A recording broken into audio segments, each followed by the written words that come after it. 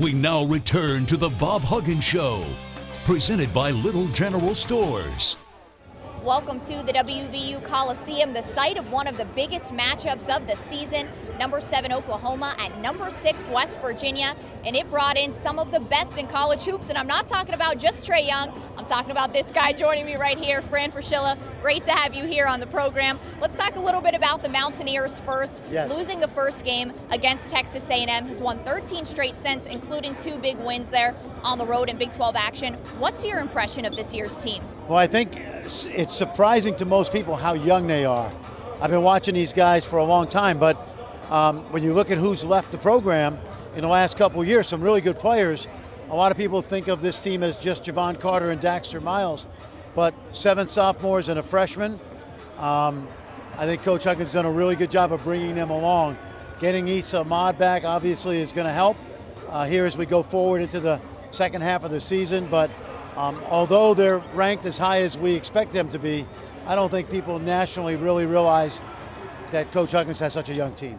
And like you said, Javon Carter, Daxter Miles, one of the more experienced backcourts in the nation. Being that this is such a young team, how can those two help get these guys some experience? Well, they're great leaders because they've been through everything that you could be through. First of all, they've survived 4 years of Coach Huggins, Bob, and that means something because he trusts them. And then knowing that he trusts them, the young guys then follow their lead because they want to be in their places when they become seniors. And to watch those guys grow up the way I have over 4 years is tremendous. I got a lot of respect for both of them. They're different types of players, but yet they fit so well together. And obviously they're going to go down as, you know, one of the winningest, if not the winningest backcourt in Mountaineer history. Yeah, absolutely. One of those young guys, too. Teddy Allen, the freshman, he scored 37 combined points through the first 2 Big 12 games of the season, and he has really been such a big spark for the Mountaineers. Yeah, I always say he scores like he breathes. It's second nature to him. And Coach Huggins does a good job of creating opportunities for him to be in position to score. And he's done a really good job. I was out at Kansas State a couple weeks ago when he had 22 in 19 minutes. And I was sitting right by the West Virginia bench. And it was clear, although Teddy was driving Coach Huggins crazy a little bit, because he is a freshman and freshmen tend to do some goofy stuff, that he has confidence to know that Teddy can score. And he put him in a great spot that night. And I think we'll see more of that as the season goes on. And another great freshman, Trae Young, was in Morgantown last weekend with Oklahoma. This is a guy you've known for quite a while. Saw a picture of you and him when he was just 13 years old. Coach Huggins said a few days ago that they knew he was going to be good, but he's not sure anybody knew he was going to be this good his first year. I absolutely agree with Bob. Anybody who thought he would be this good is not telling the truth. But you admire him from a distance, and I got a chance to watch him maybe a little bit more than most. He has great poise. He's a very talented player, and you can tell more than anything his teammates want him to lead them.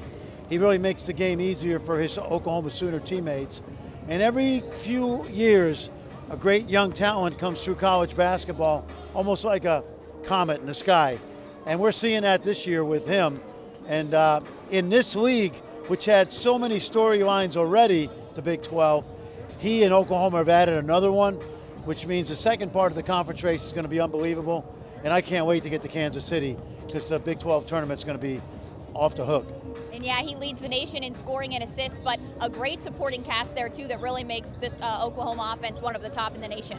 Yeah, he makes the game easy. I always say he throws passes to teammates who don't even know they're open. And that's an art for him. There's very few players. Coach Huggins mentions Jason Kidd as someone he competed against. And we saw Alonzo Ball last year. Ben Simmons was a great passer.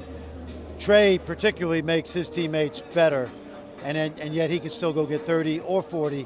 So he's a gifted player. And in Oklahoma's matchup with West Virginia, of course, highly anticipated. You got a top 7 battle. It's going to be a sold-out Coliseum. But one of the biggest storylines coming in is, of course, you got Trae Young. He's going to be up against the reigning Defensive Player of the Year in Javon Carter. I think that they are the best offensive player in the country and the best defensive player in the country, and they play the same position. So whether it's like a heavyweight fight, it's like a great cornerback and wide receiver.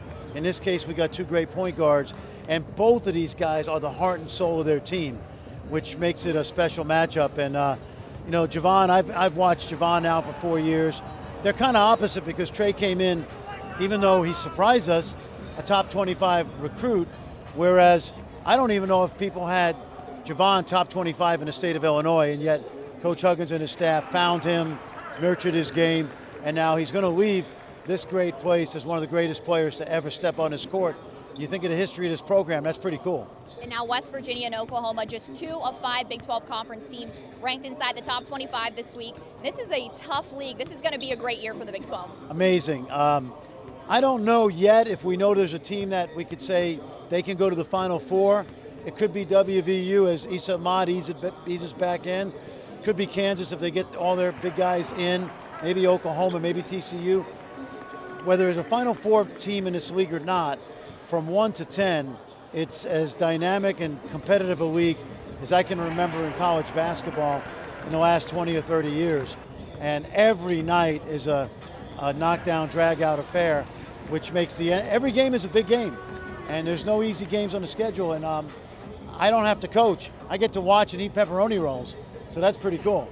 Yeah, absolutely. Just one of the biggest games of the season, like you said, and we look forward to seeing you back here in Morgantown for many more. Thanks for joining us this week on the program. But stick with us. We've got much more of the Bob Huggins Show coming your way right after this.